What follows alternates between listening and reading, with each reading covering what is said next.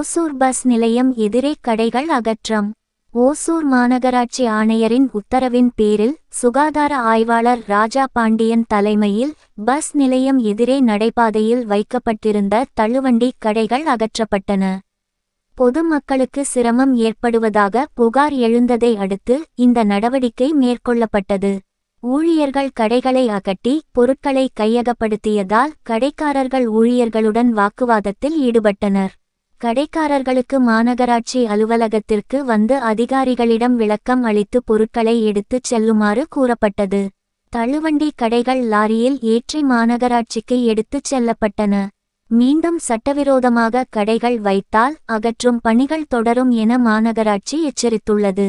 பொதுமக்கள் நடைபாதைகளை சுத்தமாக வைத்திருக்க உதவ வேண்டும் என வலியுறுத்தப்பட்டுள்ளது.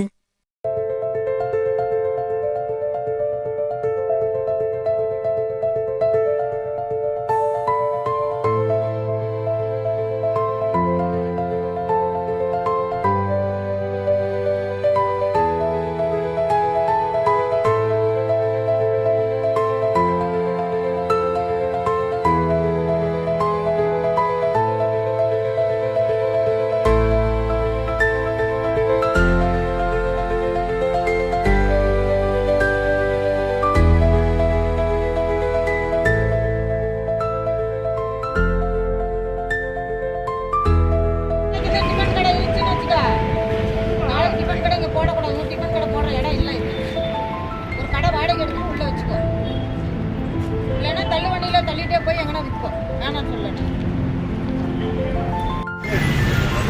கடையில் எடுத்தோமா சாப்பிட்டீங்களா, அன்னைக்கு எல்லாத்தையும் கிளீன் பண்ணோமா, திரும்ப ஏன் வண்டிக்கு வருது? ஏன் உங்களுக்கு அந்த நடத்தணும்னு வச்சுங்க, இன்னைக்கு மாட்டிருக்கு, அவ்வளோதான். நீங்கள் மெயின் ஆளுக்கு வந்து எழுதி விட்டுருங்க.